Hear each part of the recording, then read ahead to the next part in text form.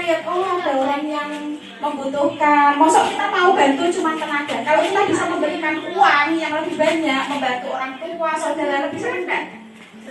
Lebih senang ya, lebih bangga ya. Nah itulah tujuannya teman-teman diajak ke sini supaya jadi kaya raya dunia akhirat. Oke. Di sini ada yang belum kenal saya? Belum ada? Perkenalin dulu ya, perkenalin.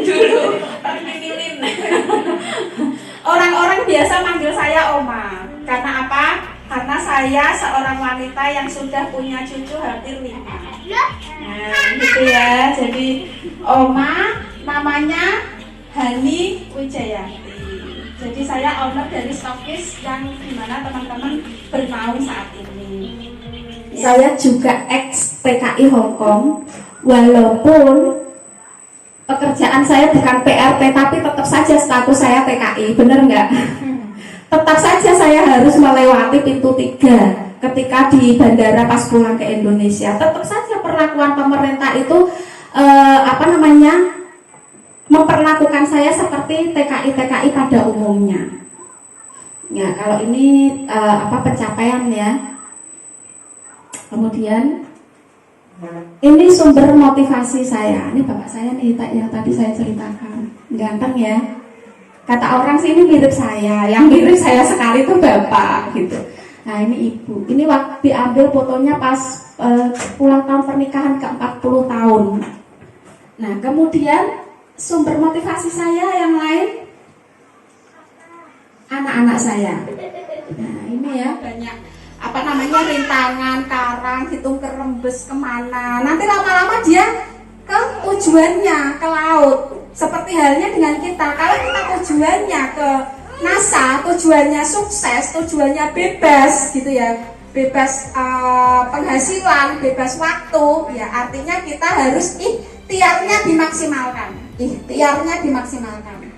Kalau belum berhasil artinya kita kurang ikhtiar. Kita perlu nih koreksi diri sendiri. Jangan fokus aku tak sukses ini aku sing salah ki NASA ki produknya ki apanya ki gitu. Malah fokus menyalahkan orang lain. Padahal kita lupa untuk fokus ke diri sendiri dulu. Kita tanyain diri sendiri dulu, ikhtiarnya cukup enggak? Kemudian apalagi yang perlu ditanyakan? Kurang bersabar, kurang tawakal. Nah, saya belajar kata-kata ini nih yang selalu terngiang-ngiang di pikiran saya ya. Yang punya prinsip seperti ini. Perasaan Allah adalah sesuai dengan prasangka kita. Kalau kita berprasangka sukses, maka hidupnya sukses gitu. Jadi Allah itu sesuai dengan prasangka kita. Kehidupan kita itu sesuai dengan prasangka kita. Seperti tadi yang awal saya bilang ya, apapun yang kita pikirkan, yang kita prasangkakan, ya itulah yang akan terjadi dalam kehidupan kita. Saya sering kan ya nulis status seperti itu ya. Kalau Anda kepingin kaya raya, pikirkan bahwa diri Anda kaya. Kalau Anda ingin punya suami yang soleh, maka pikirkan suami yang soleh. Kalau Anda ingin punya istri yang soleha, pikirkan istri yang soleha. Gitu. Jadi apapun itu tergantung dari pikiran kita.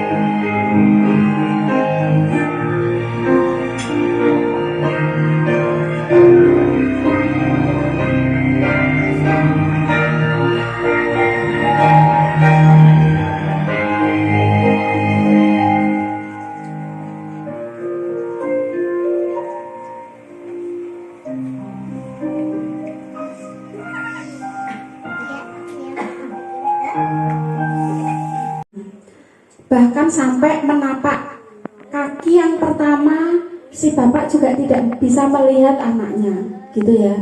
Kemudian ketika beranjak dewasa, anak ingin nonton bioskop dengan ayahnya, ayahnya pun tidak bisa mengikuti atau menuruti karena sibuk dengan pekerjaannya.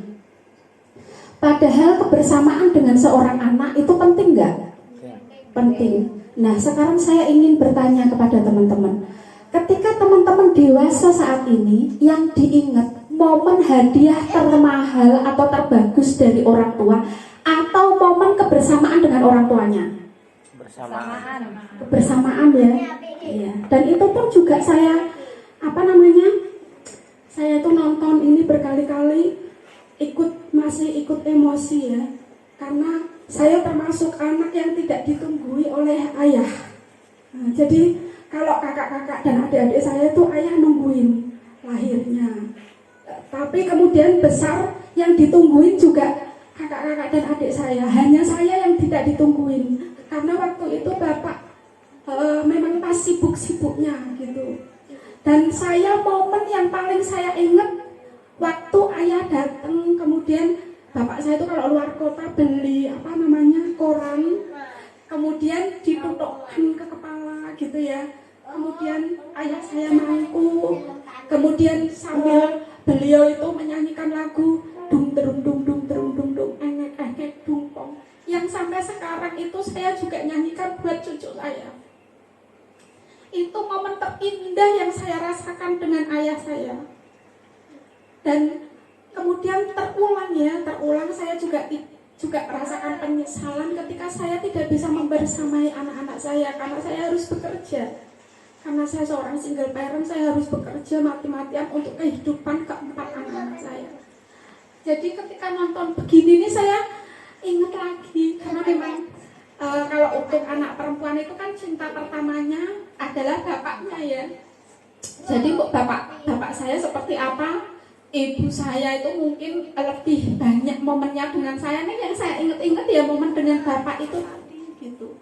Saya mungkin ya waktu saya lahir itu katanya rezeki orang tua itu memang luar biasa, bahkan bapak itu bisa sampai punya rumah, beli motor itu dari ketika saya lahir gitu. Tapi itu momen yang tidak saya ingat. Yang momen saya ingat itu ya itu tadi, bapak mangku saya nutuk kepala saya dengan koran yang dilinting. Kebahagiaan itu yang diingat. Nah, jadi di sini ini saya ingin mengajak teman-teman jangan sampai anak-anak kita itu mengalami rasa yang pedih karena tidak ditungguin oleh orang tuanya. Karena orang tuanya begitu capek untuk bekerja dari pagi sampai malam, anak dititipkan ke orang tua gitu ya. Anak sampai menuntut, dulu itu anak-anak saya itu sampai menuntut, "Ma, kakak adik itu enggak minta uang, tapi kakak adik ingin mama ada di sini." Gitu. Padahal waktu itu saya tidak mungkin kalau saya tidak bekerja, karena saya tidak punya seseorang untuk saya titipkan gitu ya. Anak-anak saya tidak mungkin saya titipkan ke orang tua, tidak mungkin saya titipkan ke saudara. Saya harus berjuang untuk mereka, harus bekerja untuk mereka.